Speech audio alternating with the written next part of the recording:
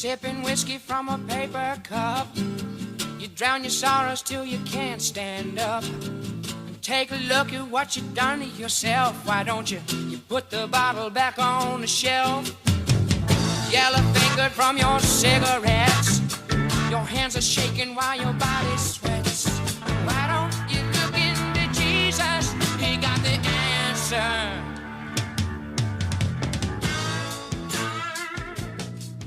And here we are for another Mission Live. Today is hopefully not technical difficulty day, but you know, it's the kind of thing that we run into every now and then when you're an absolute amateur at this like I am. So today, let me tell you about our show. We have got a great show today. We have got Jack Straw in the studio, anxiously waiting to be interviewed and to throw out all of his tidbits of wisdom about our show, about our mission. He's been here longer than any of us. It's going to be a great interview.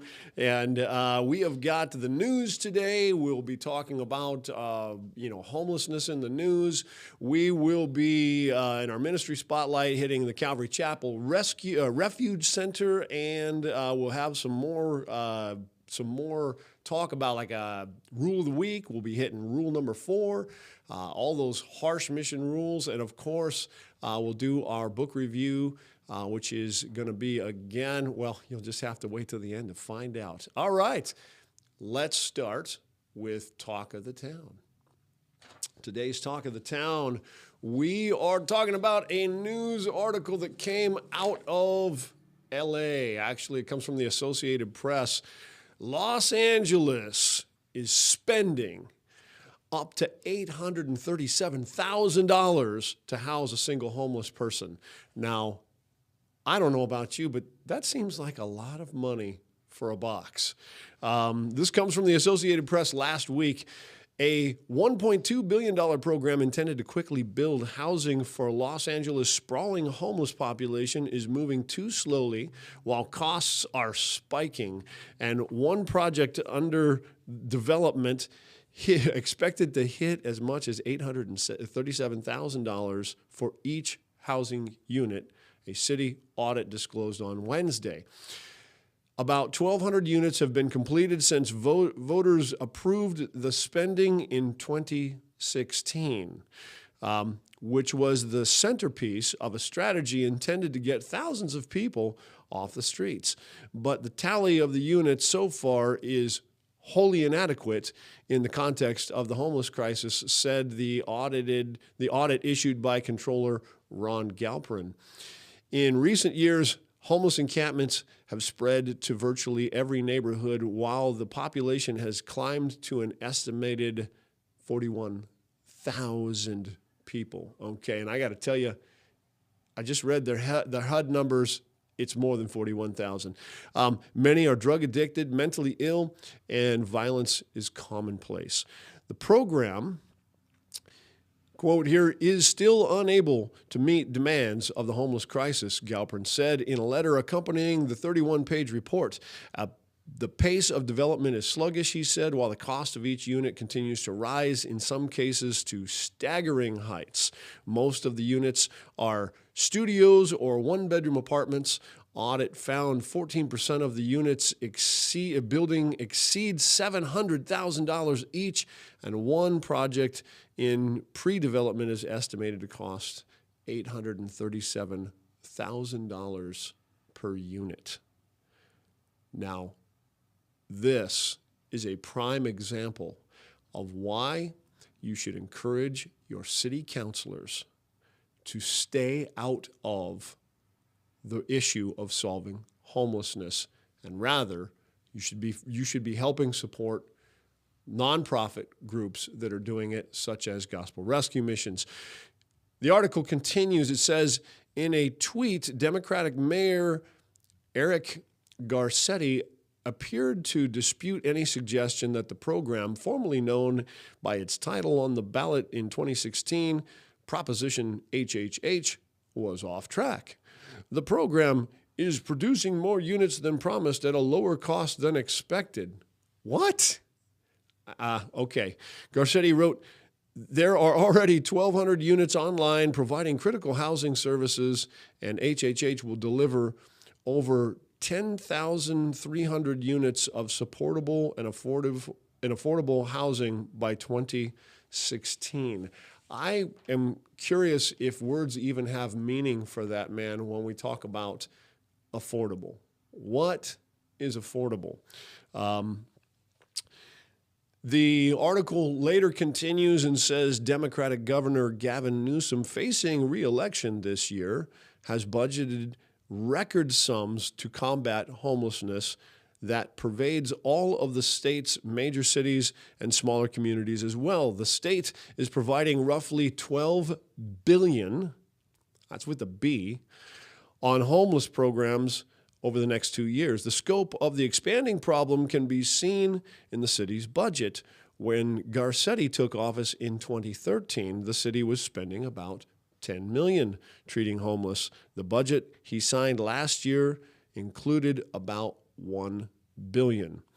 Still, government's inability to clear encampments from the streets, parks, and sidewalks have left voters angry and frustrated. Trust me, you're not angry enough. You are not angry enough. In 2019, then President Donald Trump threatened to intercede. Though he never acted on the threat, San Francisco's progressive mayor, London Breed, last month declared a state of emergency in the city's Tenderloin district after becoming fed up with homelessness and open drug peddling there. If you want to see the net result of government trying to solve the problem, here's what they do. They dump billions of dollars. They then themselves have bureaucrats that they create, entire bureaucracies that they create, that all are paid for with those then billions of dollars, and they create the problem that they're now claiming to fix.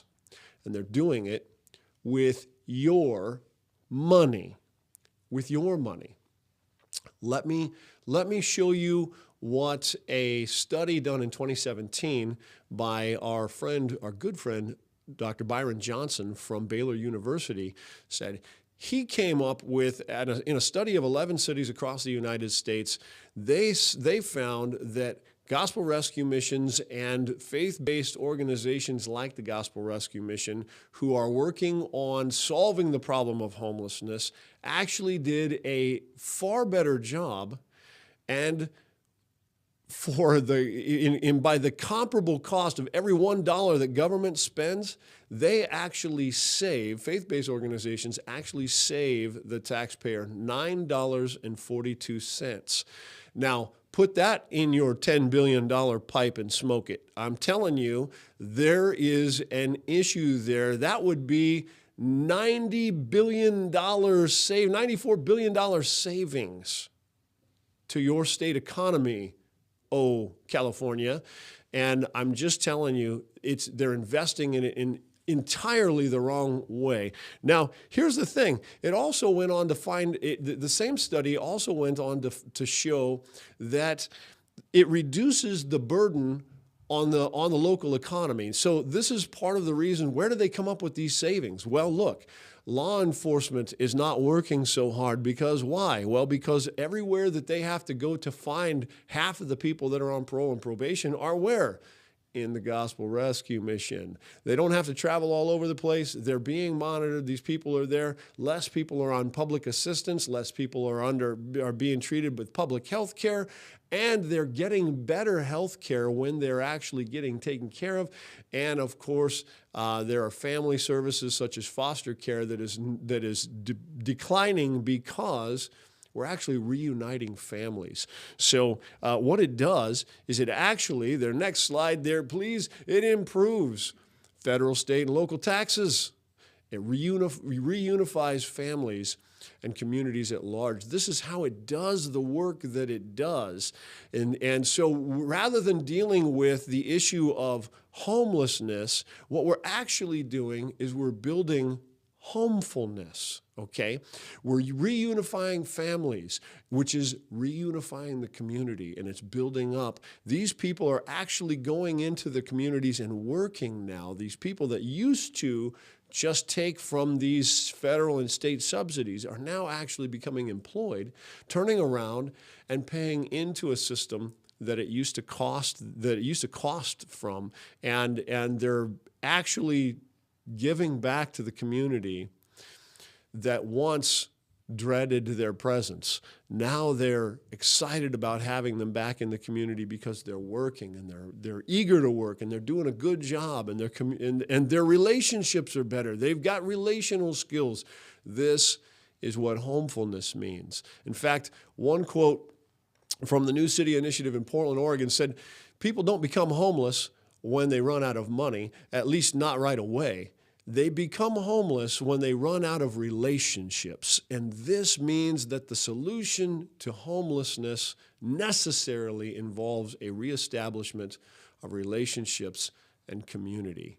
You can sit there and put them in boxes all you'd like. But my guarantee is this, that community doesn't come from a box. Community doesn't come, and it doesn't matter if you spend $700,000, $830 some odd $1,000 per box, or if it's a tent that you're giving away for free that costs $30 to the taxpayer. Either way, these aren't the solutions. Your tax dollars are better spent, actually better saved, by you contributing to a gospel rescue mission in your local area. And I promise you, if you are on the West Coast, there are gospel rescue missions everywhere. There's gospel rescue missions from Seattle, Portland, all the way down, yes, down into Los Angeles and San Diego. We've got them everywhere up and down I-5. In fact, they're all across the United States. There's all kinds of rescue missions. They may not call themselves gospel rescue missions. They might call themselves a union rescue mission, a union gospel rescue mission. They might just call themselves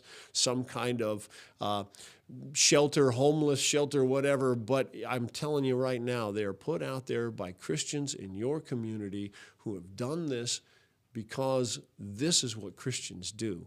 And you benefit and your community benefits by their presence. You should support them, and that's why we're happy to do what we do.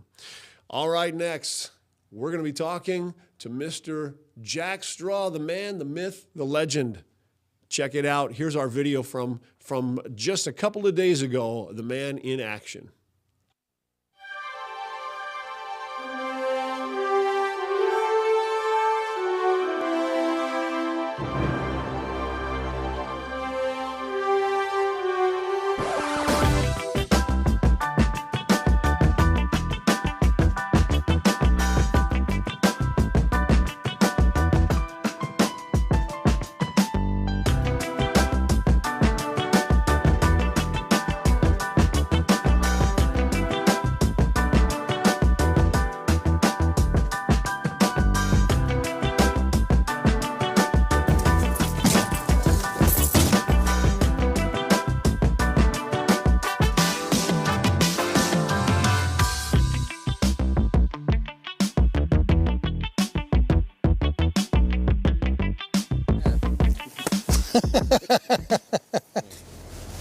One of my first jobs, I was working with my brother, recovering, reupholstering furniture.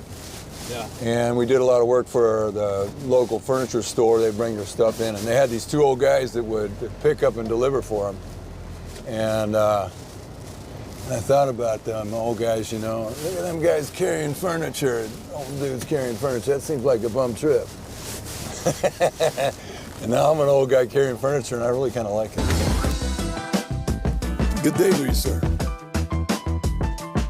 How have you been? Good. How you been?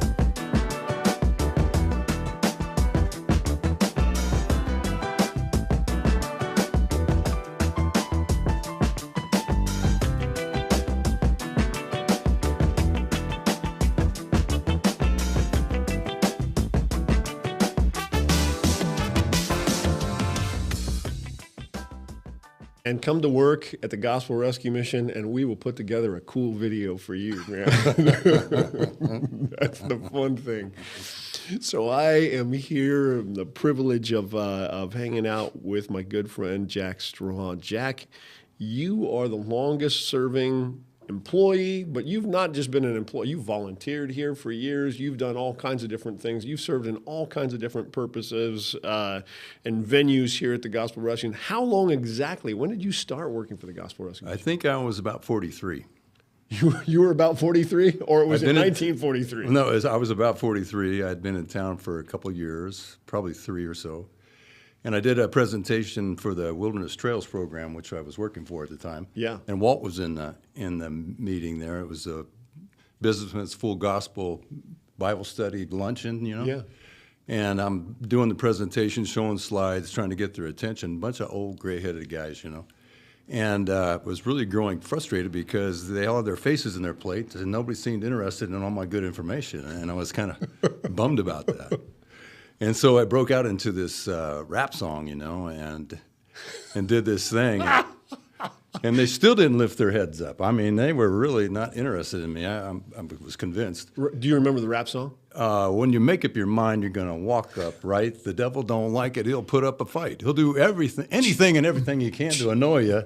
He's out to rob you. He wants to destroy you. He's a liar and a thief. He don't mean you no good. He'd even take your life. Yes, he would if he could. Yes, he would. But you're covered with the blood. He can't cross that line. If you resist him, he'll run every time. Stick him with the word. That's your sword. You got the victory in the name of the Lord. So whenever he comes, tries to attack, you jab him in Jesus' name, get back. He'll dig up your past. He'll throw it in your face. But the next time he does, put him in his place. Under your feet, that's where he belongs. Stomp on his head and sing this song. Ain't no devil in hell going to walk on the Jesus in me. Anyways. Wait a minute. Well, that was awesome. That was awesome. Well, Walt says, hey, I want the words to that. I said, and everybody else is still sitting there eating their soup while you're doing this. Yeah, that is fantastic. I did feel kind of rejected. And Walt Fixo was the founder of the Grants Pass Gospel Rescue. Exactly. Okay. Right, and so I knew that, and so I told Walt I'd like to teach at the men's Bible study. He says, well, come down, we'll talk about it. And so it was an instant friendship. I really admired him, and he was a nice guy, and man, he was doing a big work there, you know. And maybe I should clarify right away. The reason I was attracted to that is that I grew up an unbeliever until I was about 23. Okay. And I had real resistance to religion and Billy Graham, and of course now he's one of my biggest heroes. But living in the darkness, it made no sense to me, and I had nothing to do with it. But then my life kind of petered out at 23. I kind of bombed out of school and had to go to work, and my brother was a believer, and I got connected, and eventually I went from darkness to light. Nobody's going to twist my arm and make me believe, but after about 6 months of running with Christians and finding out what the game plan is and that there was a spiritual dimension that was real, I've been indebted ever since because it motivates me. You know, it's helped me in so many ways. So this was back when you were 43. Now you're 47 now, something like that. So it's just a couple years ago. Well, you know, it's about 30 years ago. Okay, about 30 years. 30 years ago, man. I mean, that's right. I mean, this place. So the Grants Pass mission started in like 1983. I think I was in the 8th grade. Wow, in that's amazing. So that's fantastic. Tell me a little bit about Walt Fixo. I mean, what kind of guy was he? Well, he was like he's a take charge kind of guy. Yeah. And he had this vision for bringing in homeless people, and I know they were fining him like $1,000 a day to stop the mission, you know, and he wouldn't stop. So at that time, the community did not want a gospel rescue. Oh no, they didn't want anything. They didn't want anything. Right? Okay. Yeah. But he had them out there, had the guys sweeping the streets every day, and it was well oiled and organized, and he was really serious about the gospel and homeless people. And there was a community there that was legitimate, and I needed a place to express faith because, you know, as I learned early on in believing, if you're not really sharing what the Lord's done for you, well, then, you know, you're going to go backwards. You get by giving, and you live by dying to yourself and living for others in some way or fashion or form. And so to me, that made great sense. You know, it's funny because there's going to be a lot of things in our conversation that you'll say that I'm sure we could probably take another 30-minute deep dive on something you said. So I'm going to try not to connect all those, jump on all those. But, that whole you get by giving, you live by dying. I mean, the conundrum that poses at times, and yet for a Christian, I mean, they really find their life there. I mean, Right. it's really that giving.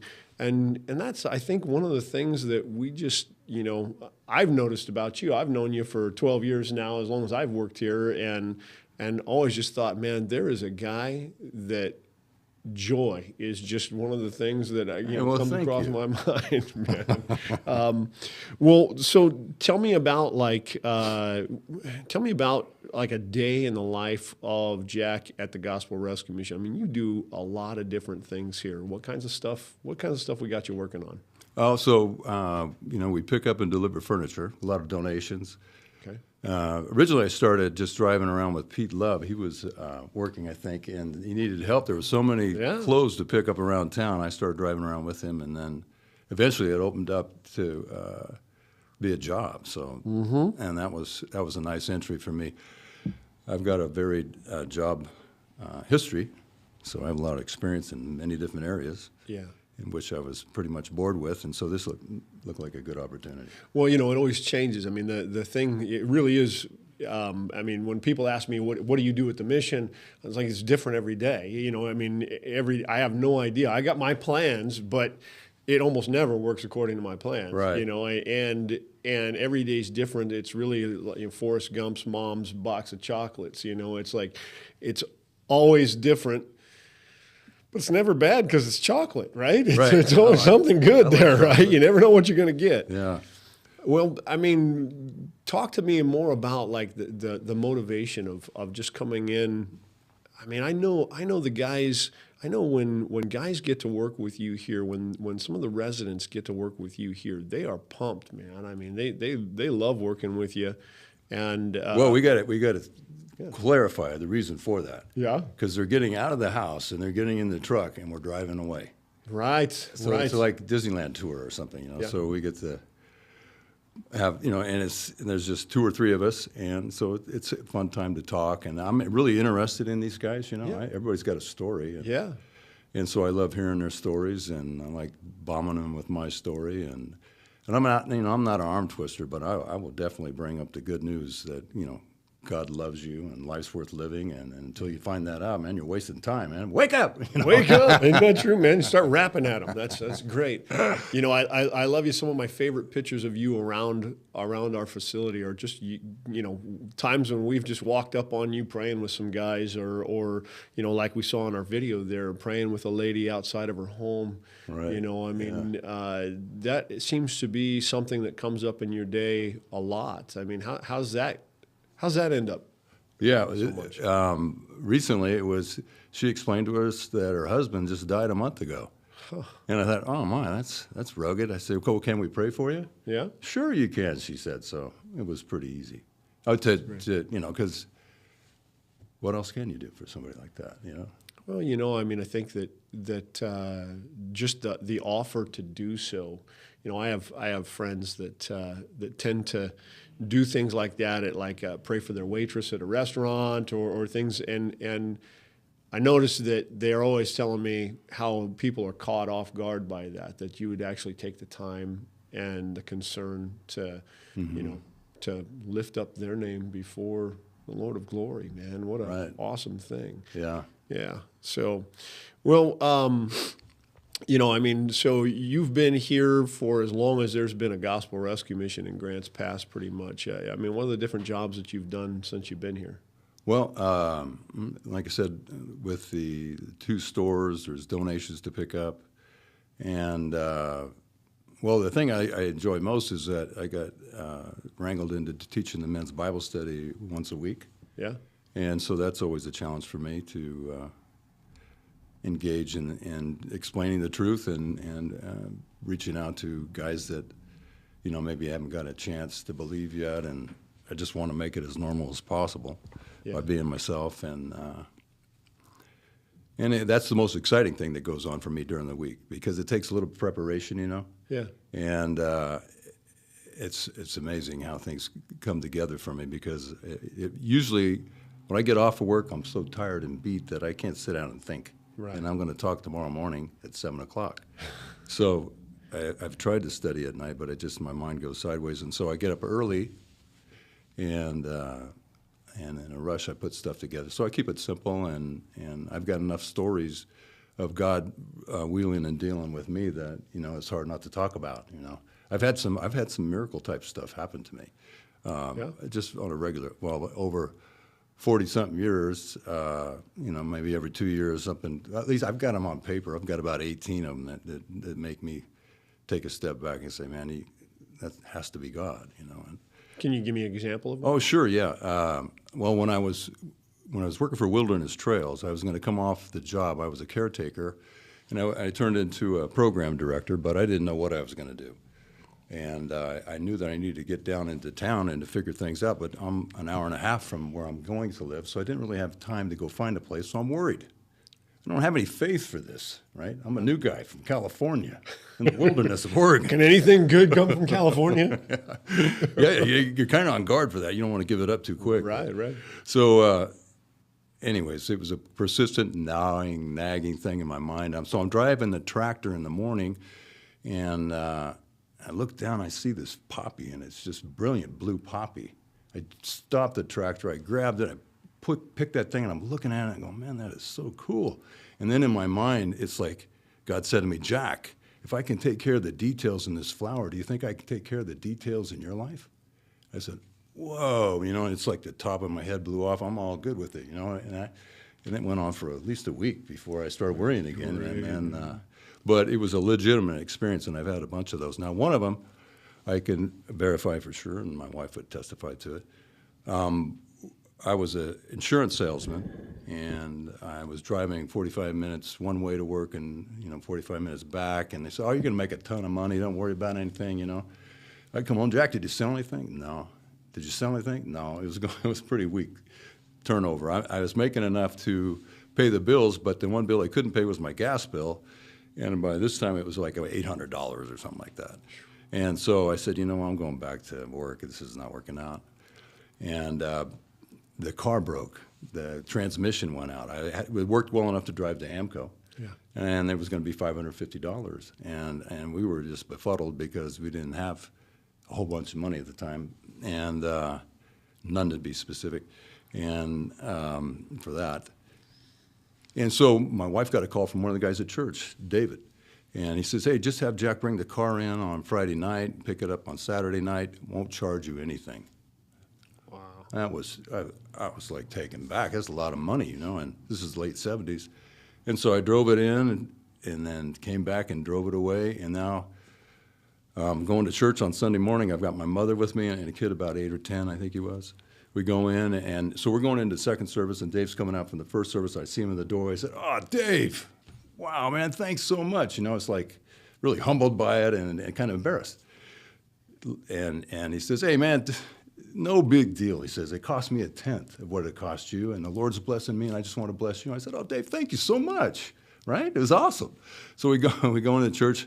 We come out, we're going for the car, and it's across the street, and there's a pure white dove on almost on the LTD emblem right there on the hood. It hung there because that kid came up and tried to grab it, and it flew up and over these eucalyptus trees, and I thought, man, that's weird, So I'm turning the car around, and my mom goes, Jack, this car is really blessed, isn't it? Then I connected the bird with Dave and the whole thing, and in my mind, doubtless, this is a real deal. This is a miracle. Yeah. So I tell my dad about it. Well, he's not a believer, and he says, well, he is now.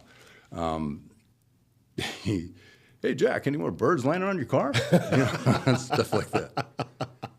I told it to another guy's wife, and she said, well, did you thank the guy? Yeah, I did, but did you hear the miracle part of it? It didn't connect with her. Oh, man. But I've had some grand experiences. Well, I'll tell you what, anybody who's walked with the Lord for any length of time, recognizes that there's been moments like that in their life, where God just reaches in and does something that, of course, somebody can go, did you have some pigeon food on your car or whatever, right. Whatever. but you know, and, Yeah, and exactly. it's just one of those things. You just, it's like funny. Jesus said, he will manifest himself if we, if we walk in the light. No, what is it? It's John 14:21. He who has my commandments and keeps them, he it is who loves me, and he who loves me will be loved by my Father, and I will love him and manifest myself to him. I picked up on that right away. I said, well, hey, I can stick around for that. Yeah. And man, I'll tell you what, the Lord shows up. He really does. Yeah. He really does. Well, we've seen that, here at the mission, we see that over and over and over again. And you see it in the lives of guys and gals who come in and they come in just so broken. And then all of a sudden, for some of them, man, just a light switch just flips on, and it's just like it really connects, and now you do all this work in the chapel and you're teaching in the chapel, and I love teaching chapel as well. What would you say to somebody who says, you guys are just jamming the Bible down people's throats? And I'm thinking, I don't even know if that's possible, but, one of the things that distinguishes Christians from, say, other world religions is that we don't have machetes that we put to their throats and call them to confess or lose their head or anything like that. So, tell me about that chapel experience. You get quite a bit of interaction with the guys and everything, right? Are you like just really pro at jamming things down people's throats? Well, no, I would like to be, but no, I'm not. I'm sure I've come across that. I can think of experiences that I've been accused of that, but what I like about the mission is it's a fraternity, really. If a guy sticks around more than a week, he's got a good chance he's starting to relax. Yep.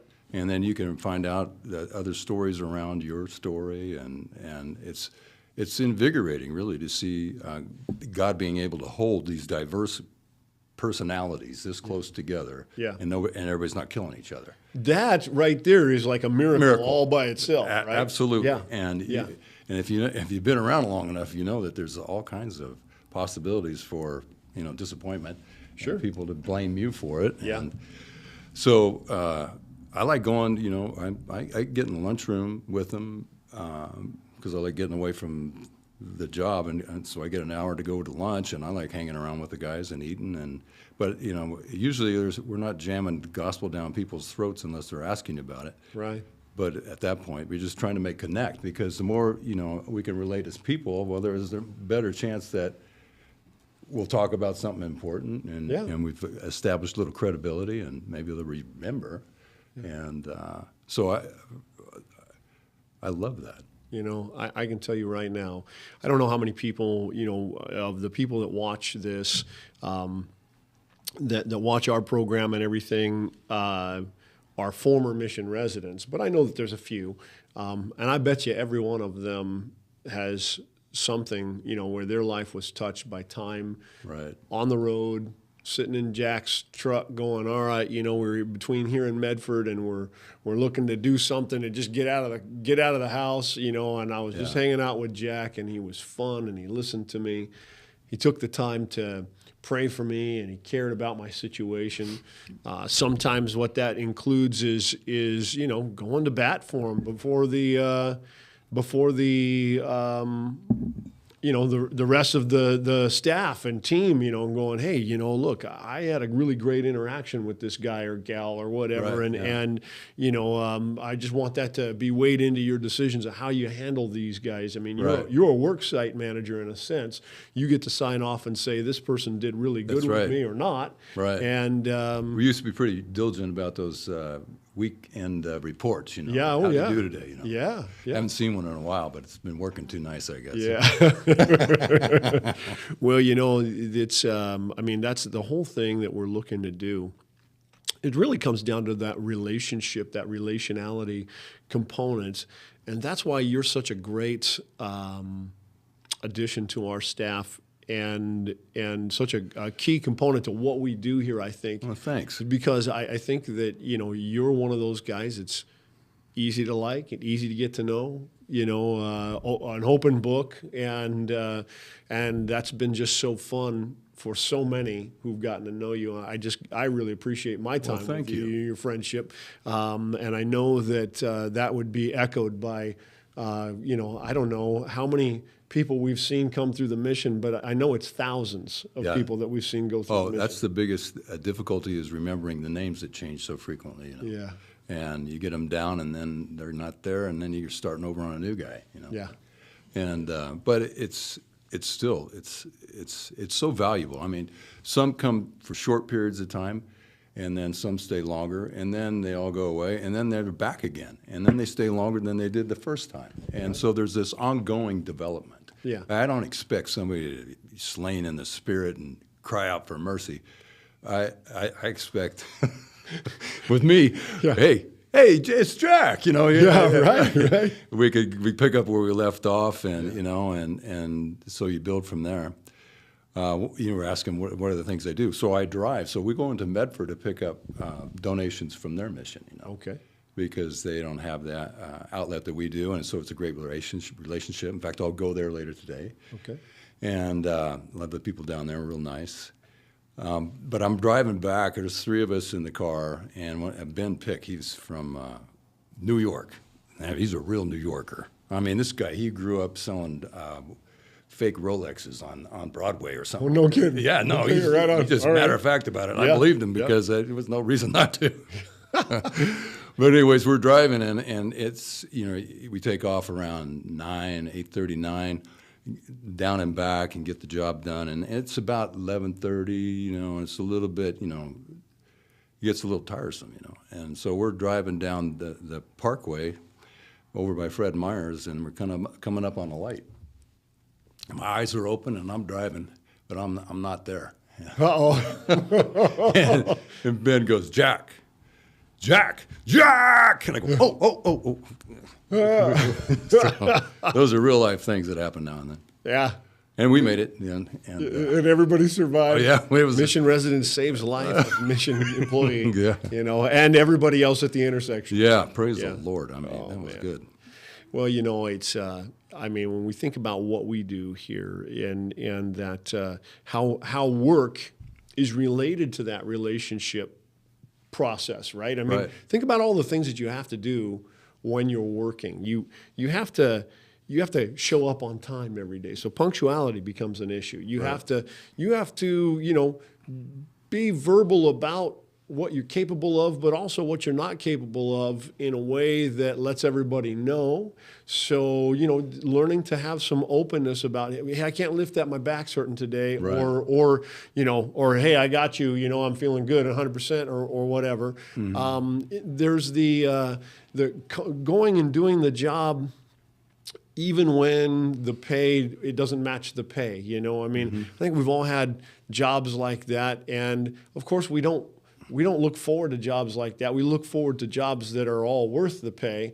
Right. But having done one for a long period of time, and in my life, done multiple in a long period of time, you start realizing that there are just things that are worth doing because they're worth doing, like doing a good job, working hard, being industrious and everything. And all of those things over time, they pay off in other relational ways, So, you go home and you take care of the things around the house that are expected of you between you and your wife, and Absolutely. most of the time anyways, and it's part of what makes a good relationship. Being able to communicate, how was your day? Oh, my day was good, or my day wasn't good. Right. And talking about, hey, I'm not able to do this because I hurt my back today or whatever. And okay. And so all of these kinds of things, and then just doing things because they're the right thing to do, not because they're worth the trade-off or the payoff of whatever money we're making or whatever we get in the thing. I guess these are things that you learn, the soft skills that you learn in just working. And brother, you certainly you model that, you show that with the guys that you work with, and it's appreciated. These are things that will help them in other skills in life and help them with other employment and all of that. Hey, you've asked me what do I do during the day. Yeah. I totally forgot about the dump trailer. Yeah, No, talk I about it. love the dump trailer. You love the dump trailer. Oh, it's a All right. great experience. It's a cool trailer. It's automatic. Right. And So what we did by getting this dump trailer, we saved we cut our garbage bill in half from rather than having the dumpsters come over and do this. We're always trying to be efficient with our money and efficient with the resources that God gives us and everything. And so we got this dump trailer. Somebody's got to take it to the dump. right. So It was a nice opportunity for me to do something different. Yeah. And it added into my repertoire. yeah. Instead of being stuck at the bait. Now, one of the things I forgot to mention is we compact clothing, so you're taking donations that aren't fit for the store so much. Okay. Or we've got an abundance and there's not enough room to hang it, and so we bale it, and it gets sent overseas, and they sell it by the pound. Okay. And so we're able to create a little income for the mission. Yep. And when this truck crisis is over, we'll get to send some more out. Nice. And so I think last count was like 17 cents a pound for clothing. Yeah. 45 cents a pound for shoes. Right. And so we have all this activity that goes on to prepare all this. So Right, I failed to mention that. But the dump trailer is a nice. It's a fun experience. Learning to back up without jackknifing, and which I've done before. And it wasn't so favorable, but there's a lot of mercy here at the mission, and we fixed. And in the community as well. Yeah. I mean, that's really cool. Yeah. So anyway, I'll go 3 to 4 times a week. Wow. Yeah, because we've got 2 stores, we've got the 2 houses, the men's and women's houses, Yep. a lot of trash, and so it's a nice diversion. Boy, I'll tell you what. So I mean, truly, you put the jack in jack of all trades, right? That's I've done a few. That's right. That's fantastic. Well, you know what? Just thanks for your time. Thank you for all of your investment in the countless lives that have come through this. Well, Brian, I just want to thank you for making that possible. I mean, you've been here carrying the ball for a long time, and I was in and out as a volunteer once a month. Didn't really know anybody other than Walt, and then he moved on, and then I met Keith. And maybe one story I could finish. Yeah. And so it's interesting what goes on in Christian circles. So we have a home Bible study, and it was really an awkward one.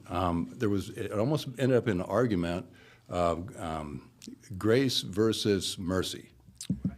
And it kind of the room was divided, and we're talking about adults. We had adults in the room. I mean, there was at least 10 or 12, if not more.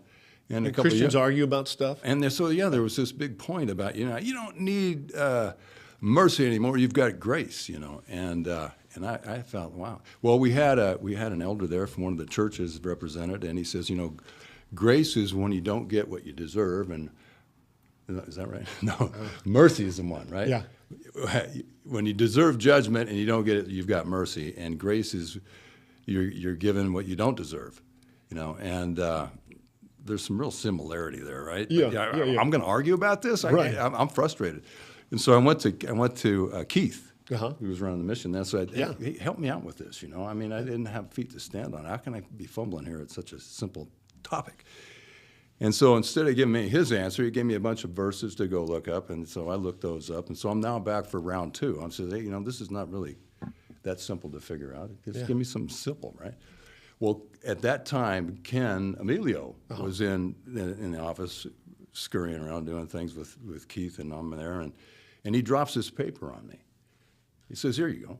And it was about Hesed, the covenantal commitment of God to love his people that entails grace and mercy and love and kindness and this relationship that's not based on the one you're giving it to. It's based on the fact that you belong to him, and he's got this commitment to love you to the very end. Right. From the womb to the tomb, God is on it, right? Yeah. And so we got this, we don't need that. Hey, no, we've got God, and he wants us, and he's so huge. The love that he has for us is mind-bending. Right. So the more you look into it, it's not about, am I a good boy?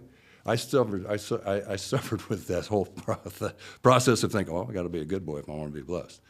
Well, you're going to be blessed anyways if you're looking for God.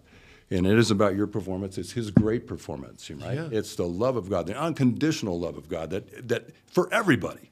Right. I mean, if you get a taste of that, you can't help but want to scream and shout about how good it is. It's so true. It's And so true. And it will change you. Yeah.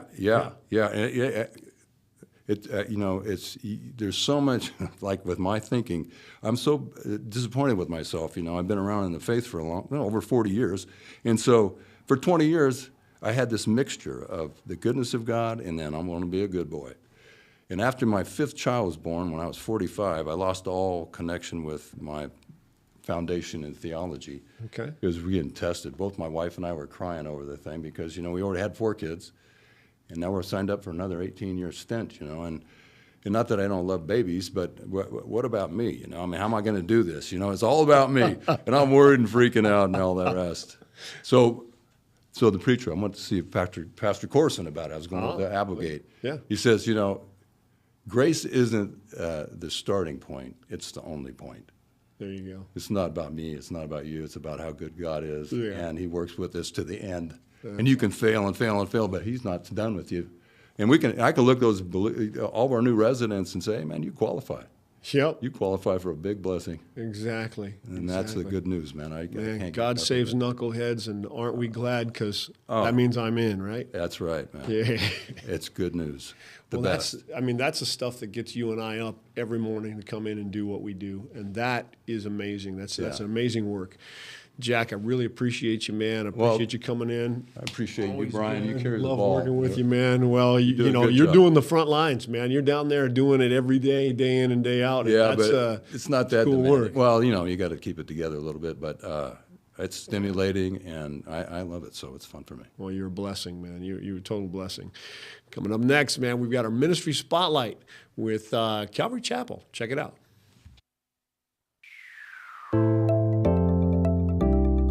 Hi, I'm Troy Wickline. I'm the senior pastor at Calvary Chapel Grants Pass. Well, the primary goal of the ministry we're speaking about, the Refuge Center, is really twofold. With the food pantry that we have there, we want to meet the physical needs of those less fortunate, and then also at the same time just to spread the gospel of Jesus, just love on them. Well, the way that our ministry, which is the Refuge Center and the food pantry there, meets the goal is we just hand out food to those that are in need. We want to try to help those that are not as fortunate and make sure that they have what they need to eat. And also we're going to be starting a clothing pantry also. I think it's very important to meet the physical needs of individuals, but more important to me is to meet the spiritual needs of them. So with the individuals that are coming through the Refuge Center and the food pantry, we are definitely making it known if they ask just the love of God and how He loves on people, how He loves on us, and how He changes us. Man, Pastor Troy is so cool out there at Calvary Chapel here in Grants Pass. Okay, so now it is time for the Mission Rule of the Week. Prepare for the harshness. Here it comes. Mission Rule number 4. Now, again, this is in response to all of the claims of our harsh rules here. Here's mission rule number 4. Medications must be turned in at the front desk. Medications will only be dispensed as prescribed. You must be able to care for yourself while staying at the mission. We are not a medical or nursing facility. We do not perform medical services. If you have a serious or chronic medical or mental issues that prevent you from participating in daily mission life, you will not be able to stay at the mission. Now, look, we would love to be all things for everybody, and we would love to be able to be an assisted living facility and a triage for places that coming to and from the hospitals and everything. But the fact is that we're a staff made up of guys like me and Jack and Eric and Greg and all the other folks, John and Monica. I mean, we're people who really, our focus is kind of relational and relationship building and maybe some technical skills and getting in a truck and driving back and forth to the dump. What we're not is we're not medical doctors. We're not people that do wound care. We're not psychiatrists. And things like that. So there is a type of person that is outside of our skill set to do real serious care for, and so a lot of times people get angry at us because we turn somebody away. Because of the kinds, who needs assistance, clearly needs assistance. It's just that we're not the right place for them. In addition to that when somebody comes with medications that they do need, and we have plenty of people with plenty of medical needs that do stay here that we are qualified to care for. But what we say is you don't get to take your pill bottles with you into your dorm room. So, a guy who comes in or a gal who comes in who's just had a surgery and has some kind of pain medications or something like that, what we don't do is we don't send those up into our dorm rooms where they can become contraband, where they can be used, and sold and abused and all those kinds of things. And this stuff happens because we've seen it happen in the past. We've seen it happen numerous times. So what we do is we just go, look, you're going to turn those in. They'll be locked up safely, and then you can come and get them and take them exactly as they're prescribed, but only as they're prescribed. So it's a safe mechanism to keep people safe with the medications that are there. It's to make sure that they don't get abused or stolen or any of those kinds of things. And it's also, we're concerned about the safety of the kinds of people that come in to the mission. And their safety is kind of governed in part by what is our capabilities as well. So that's what harsh rule number 4 is all about. And, hopefully that makes sense. We're not trying to exclude anybody. We love to be more than we are. We just are what we are. And so we'd rather be honest about what that is. Anyways, that's rule number 4 from the Mission Rules. So the next thing we've got is our book of the month. And our book of the month is still More God, Less Crime by Mr. Byron Johnson. In fact, we quoted from his study from Baylor University earlier in our broadcast today in 2017 when he's discussing the impact of Christian organizations on the homeless problem in America and how much more effective and efficient they are. And what he's basically found is he's documented the same kinds of things in this book, More God, Less Crime, where he is talking about programs like the Woodson Center or with Chuck Colson's Prison Fellowship, and just talking about the effects of that and how they reduce recidivism rates, how they help people re-enter into community as they leave the prison system, how they find hope and really more inspiration in their life even while they're in prison, and how it reduces crime in general in our community. You don't have to be a Christian to appreciate results, and that's really what Mr. Byron Johnson is documenting in More God, Less Crime. It is why faith matters and how it could matter more. You should really get yourself a copy. There will be a link in our show notes today. You should get yourself a copy of this book, More God, Less Crime by Byron Johnson. Check it out. Okay, final thoughts. So our final thought today comes from 1 Thessalonians chapter 4, verses 10 through 12. This is the writings of the Apostle Paul. He says, in fact, you do love all of God's family throughout Macedonia, yet we urge you, brothers and sisters, to do so more and more and to make it your ambition to lead a quiet life. You should mind your own business and work with your own hands, just as we told you, so that your daily life may win the respect of outsiders, and so that you will not be dependent on anybody.